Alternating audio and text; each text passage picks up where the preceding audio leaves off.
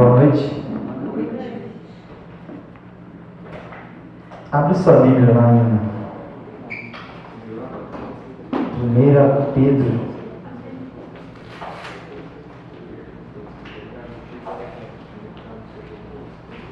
Capítulo 4. 1 Pedro, capítulo 4.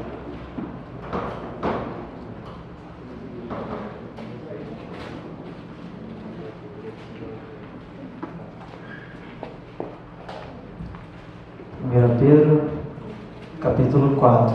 Todos acharam? Amém. Versículo 1. Ora, tendo Cristo sofrido na carne, armai-vos também vós do mesmo pensamento, pois aquele que sofreu na carne deixou o pecado, para que no tempo que vos resta na carne, já não vivais de acordo com as paixões dos homens, mas segundo a vontade de Deus. Vou fazer mais uma oração, baixe sua cabeça,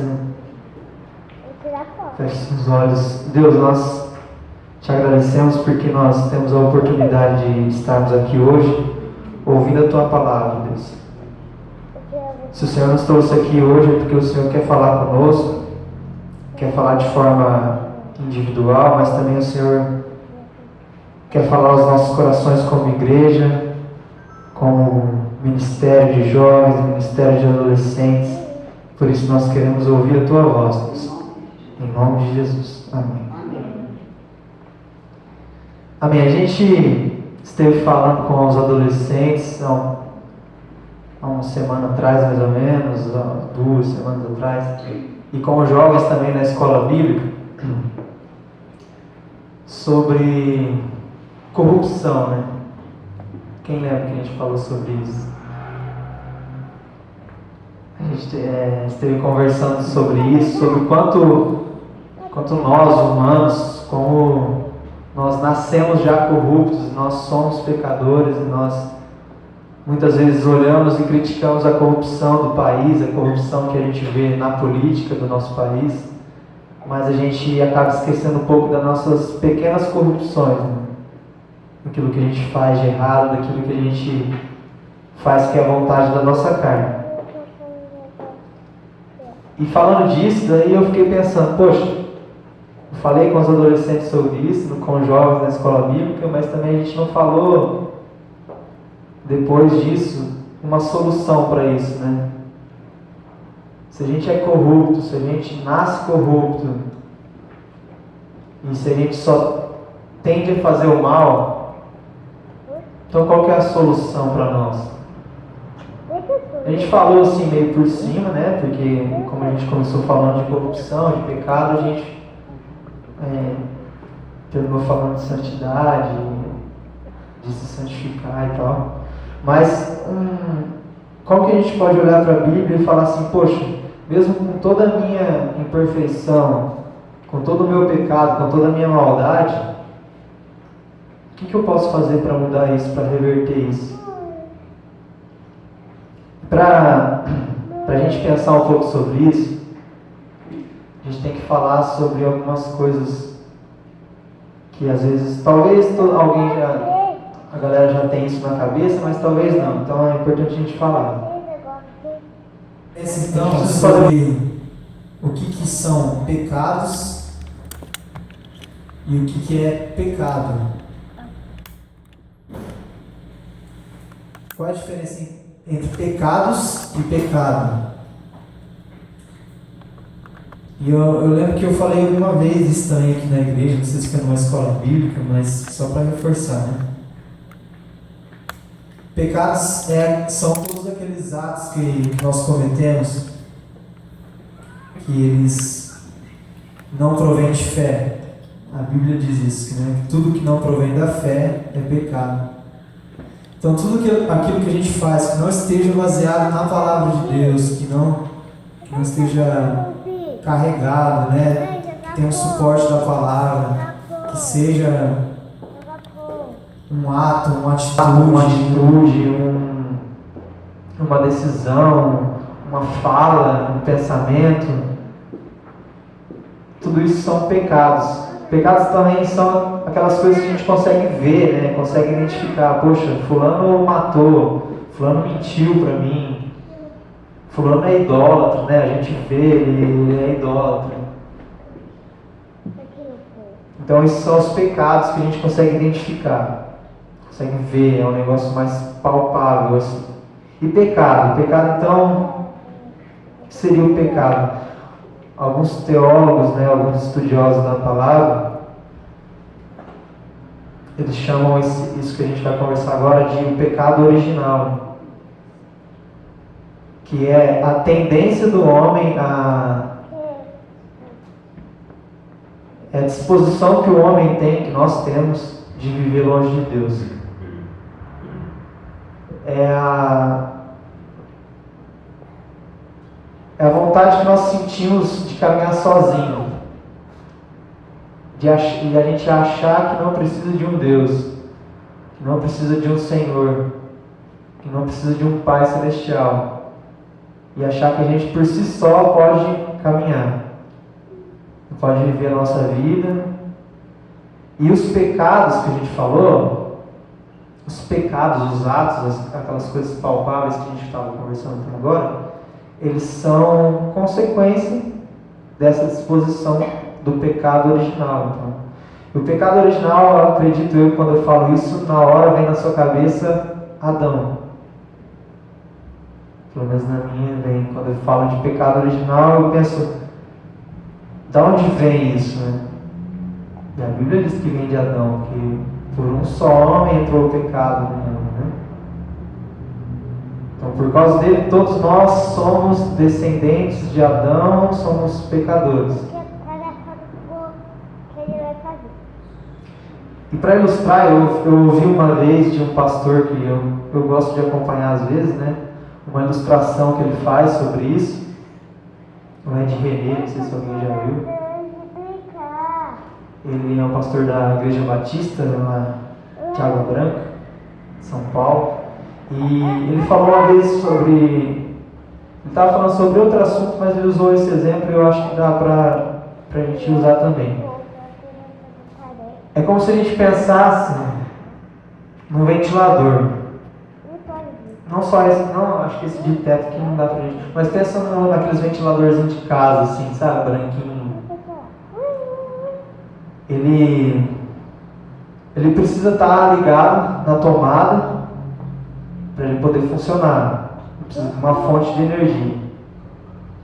E aí você ligou ele na tomada, você girou o botãozinho lá e ele vai começar a rodar. Aí tem as velocidades lá, né? Você coloca 1, 2, 3, aí bem rapidão.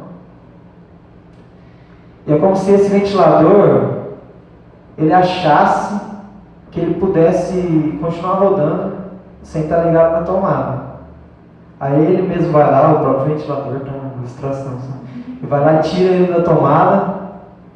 Aí ele até continua rodando, né? Já percebeu quando você desliga ele assim, ele continua rodando, ele vai diminuindo.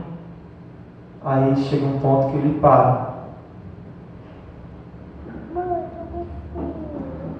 Então, a Bíblia diz assim que o salário do pecado é a morte, certo? Então, pense em pecado como isso que a gente falou agora. Essa disposição do homem viver sem Deus. Achar que ele pode viver sem Deus.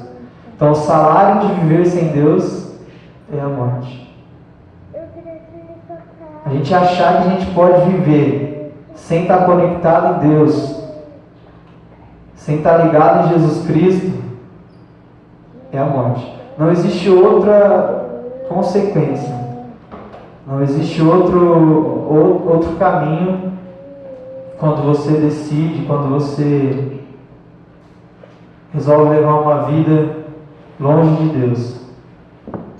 Você vai parar, você vai até rodar por um tempo. Vai diminuindo a sua velocidade, só que o fim é a morte. O fim é você parar e não conseguir mais. E só vai conseguir voltar quando você se ligar em Jesus de novo, ou seja, se ligar na fonte de energia. Outro exemplo também, isso é um exemplo que eu estava pensando na minha casa quando eu estava preparando essa mensagem.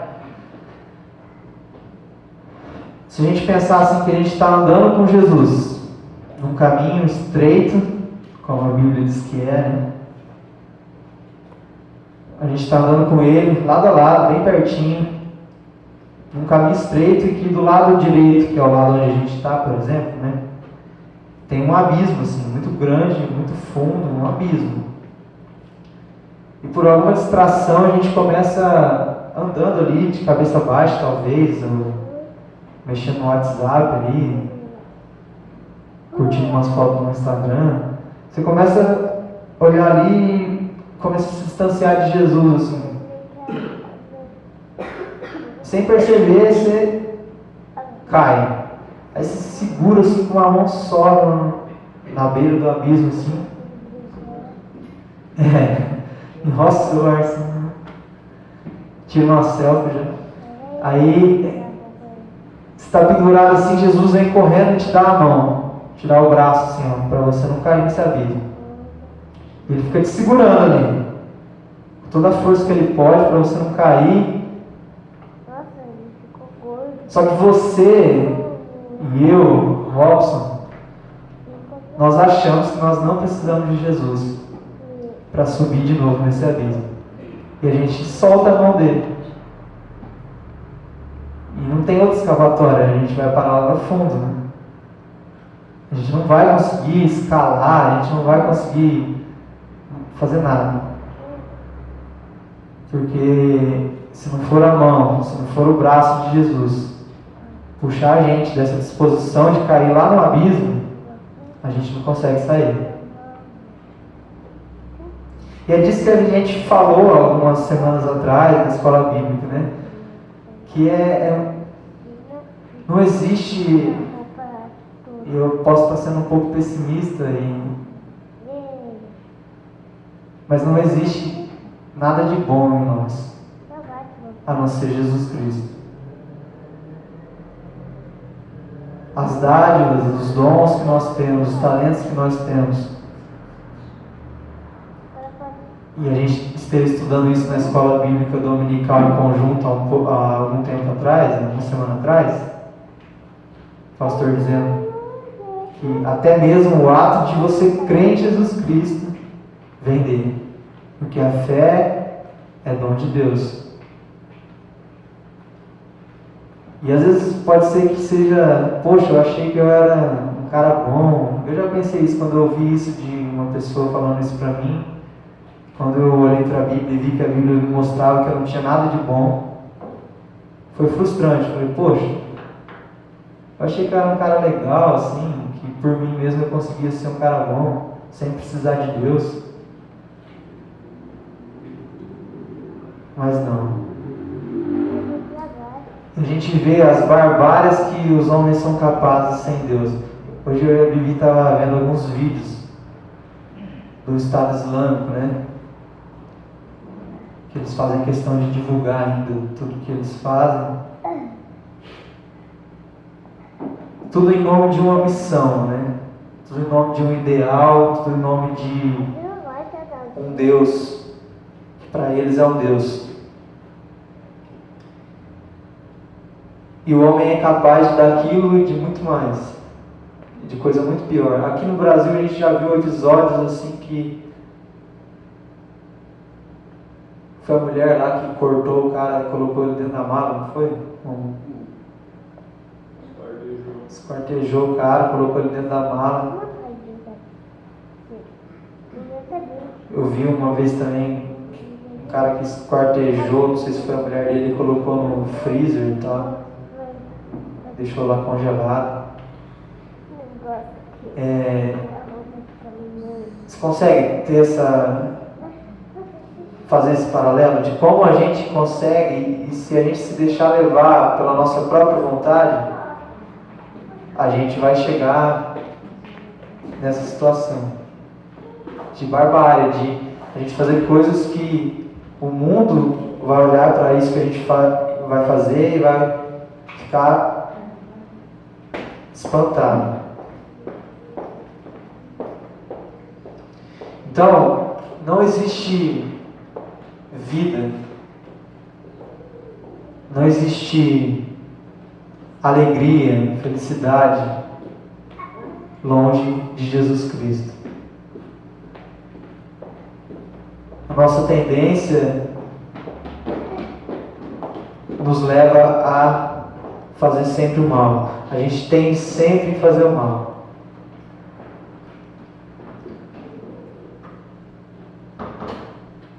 E como que a gente pode então? Você vai me perguntar, Robson, então o que eu faço? Como eu me perguntei para mim mesmo e perguntei para Deus, então, o que eu faço? Porque eu estou numa carne que ela é cheia de vontades, cheia de desejos, cheia de maldade, uma carne corruptível. E eu sei que eu só vou sair dela se eu morrer. O que eu faço? Eu tenho que aguentar um tempo ainda até Deus me levar. Aí a gente olha para o exemplo que Pedro está falando aqui. Ora, tendo Cristo sofrido na carne, armai-vos também, vós mesmo, do mesmo pensamento, pois aquele que sofreu na carne, deixou o pecado. E a gente, conhecendo um pouco a história de Jesus, a gente sabe o quanto ele sofreu, quanto ele foi humilhado, foi rejeitado. Daí você vai falar assim para mim, Robson, então eu preciso ser humilhado, rejeitado? É isso. Para a gente conseguir se livrar do pecado, a gente tem que ir armado do mesmo pensamento que Cristo teve. Qual que é o pensamento principal que Cristo teve? Eu não vim para fazer a minha vontade. Eu vim para fazer a vontade do Pai. Eu faço o que o Pai faz. Eu faço o que o Pai me fala para fazer.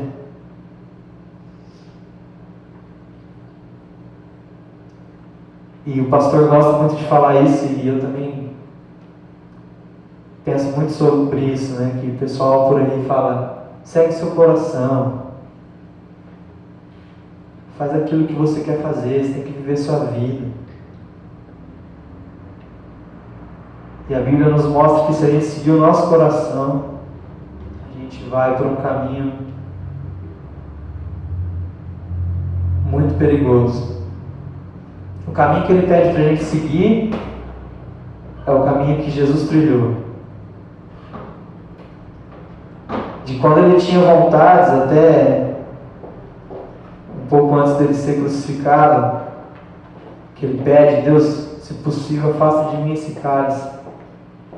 Eu não sei o que estava passando na cabeça dele, talvez uma vontade de, como ele era um homem também, a vontade de não ir lá naquela cruz, a vontade de não deixar com que os homens pegassem ele, crucificassem ele e humilhassem ele. Talvez seria essa vontade da carne. E é isso que a gente enfrenta todo dia. A nossa vontade de fazer o mal, a nossa vontade de se afastar de Deus.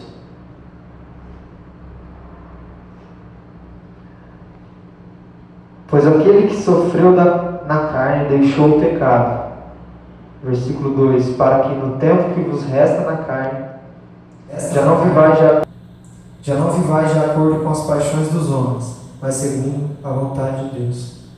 Então, o tempo que nos resta aqui, dentro dessa carne corruptível, a gente não pode viver de acordo com as paixões dos homens, mas segundo a vontade de Deus. Como que a gente consegue fazer isso? Como que eu consigo saber o que é a vontade de Deus? Como que eu consigo ouvir o que é a vontade de Deus? Estamos ligados na fonte de energia que é Jesus Cristo. É segurar na mão dele quando a gente está com vontade de fazer aquela cagada. Quando a gente está com aquela vontade de fazer aquilo que a gente sabe, que a gente aprendeu, que a gente entendeu que é errado.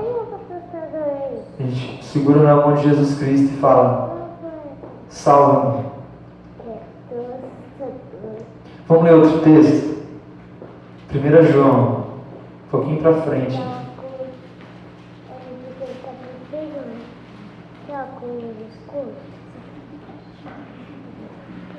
Vou tentar ser bem rapidão aqui.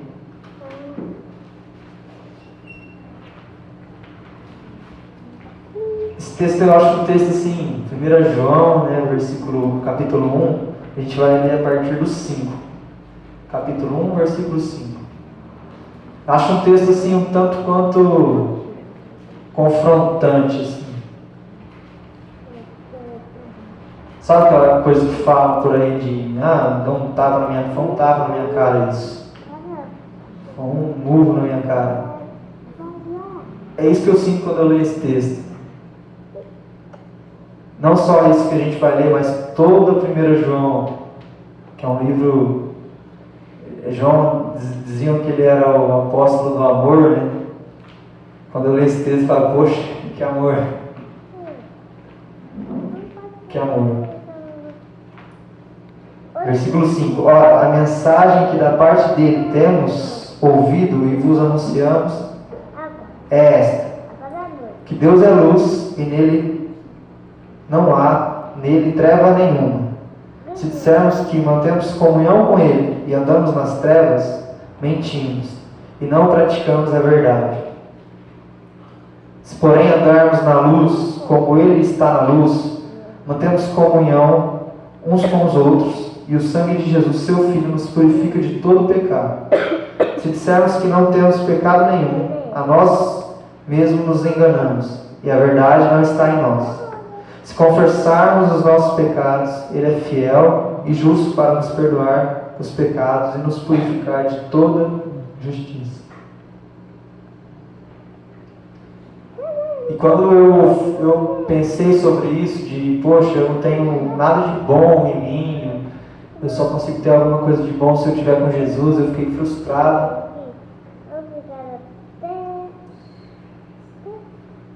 E eu li esse texto falando assim que se a gente diz que anda na luz, mas não temos comunhão com Ele, a gente está mentindo. Se a gente vem aqui na igreja, se a gente participa de eventos, de programações da igreja, só que se a gente não mantém comunhão com Ele, que é aquela coisa de ir no nosso quarto, fechar a nossa porta, e muitas vezes isso não é assim, a ponta do lápis, como está sendo dito. Talvez entrar no seu quarto, fechar a sua porta, seja você aqui bem no íntimo. Talvez não vai importar o lugar, se é o seu quarto, se é a cozinha da sua casa. Mas se você conseguir ter essa comunhão com Deus no íntimo, toda a treva que existe em nós, todo o mal que existe em nós, vai se dissipar. Porque a Bíblia diz que onde existe luz, a treva não pode estar no mesmo lugar.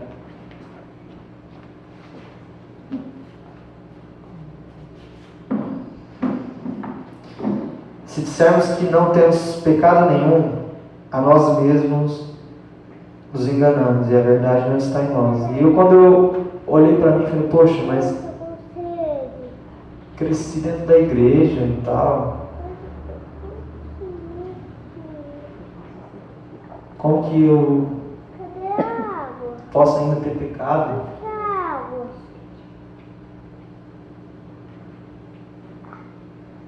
Quando a gente tem esse pensamento de que, nossa, eu sou um cara bonzinho, eu sou um cara legal, nossa,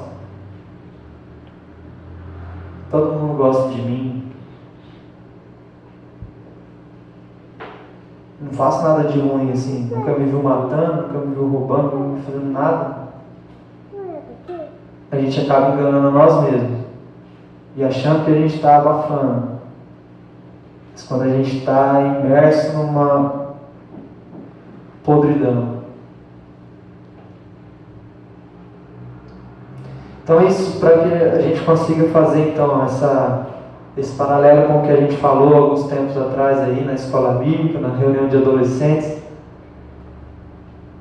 A única solução, galera, da gente andar na luz, da gente viver em santidade, da gente começar a exercer as coisas boas que Deus vai colocando na nossa vida e vai capacitando a gente, o único jeito de fazer isso é tendo comunhão com Deus.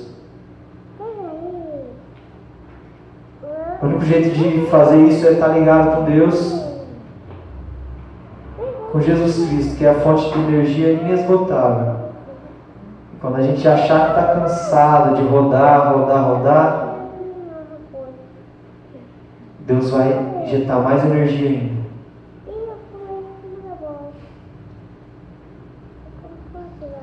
E a gente é jovem, né? A gente é adolescente, a gente está todo mundo aqui, acredito que tem uns que já passou dessa fase já.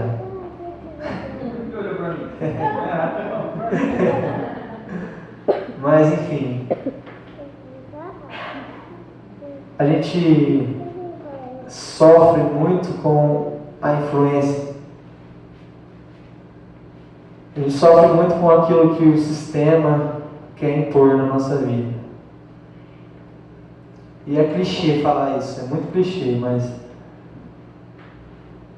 a gente vê em novela, a gente vê na escola, em alguns filmes que a gente assiste, e aquilo vai ficando inserido na nossa cabeça e a gente vai achando que é normal.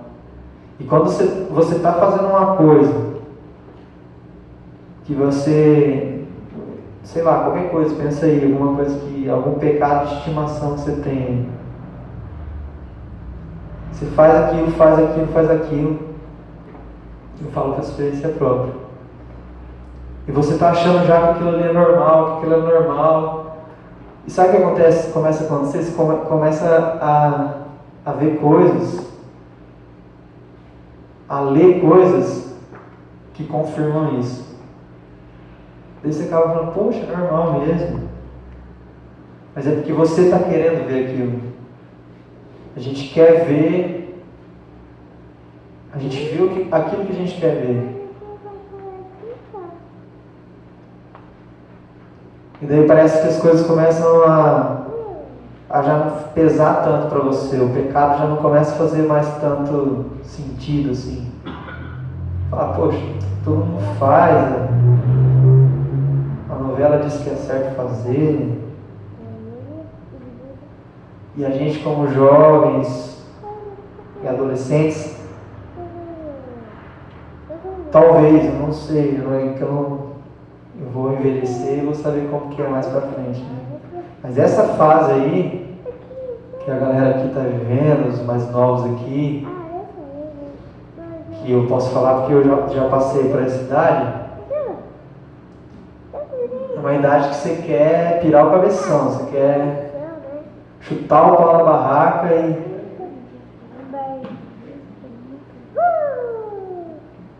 você olha para tudo isso que a gente está falando aqui hoje, para o que fala na escola bíblica, para o que fala lá na igreja, você fala, poxa, é tudo baboseiro isso aí. Aí chega uma hora que você já está vindo aqui, mas você só está o corpo aqui, não está? A mente já não está mais, o coração já não está mais. E eu quero, como amigo de vocês, e falar por experiência também que eu já tive, né? Eu fui lá, como o ventiladorzinho do começo que a gente falou, eu mesmo fui lá e puxei a minha tomada, falei, não quero mais disso não. Eu não quero mais ficar ligado com esse Jesus aí não. E eu fui parando de rodar. E graças a Deus que Jesus é misericordioso. E Ele vai buscar a gente. E Ele pega lá o fio da tomada e liga de volta.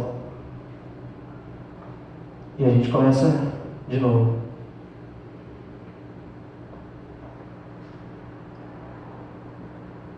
Então, só para a gente encerrar então.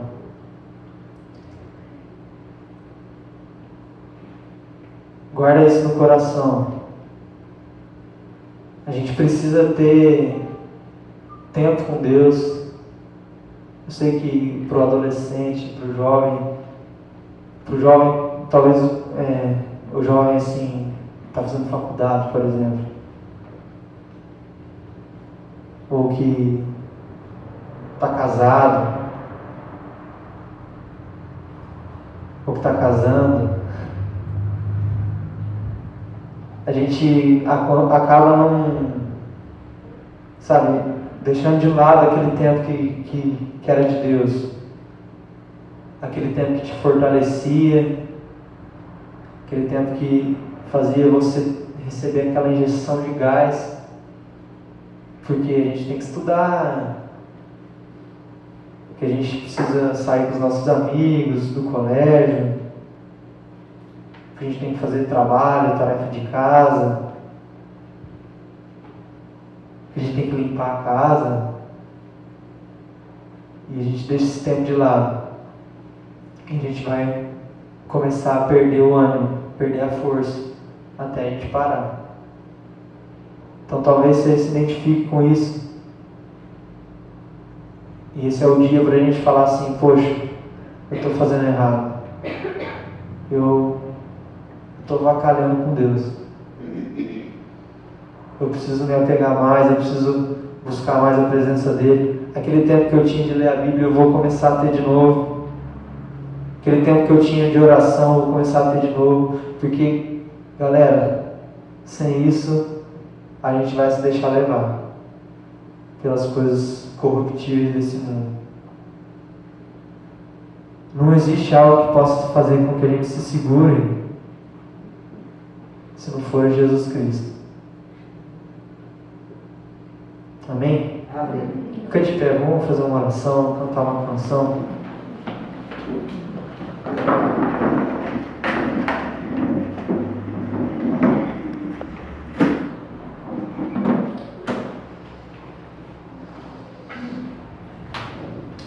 Feche seus olhos, vamos orar um pouquinho de novo.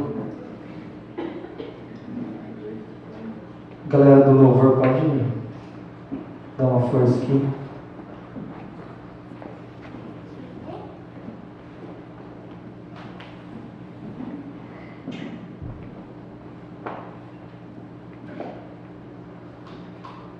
Deus, nós te agradecemos, porque o Senhor é bom e a tua misericórdia dura para sempre.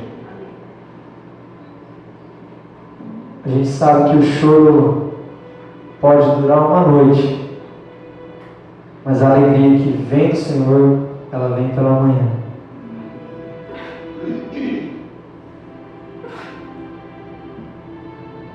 Nós sabemos que o Senhor é o caminho, a verdade e a vida, e que ninguém pode chegar ao Pai se não for por ti, Jesus.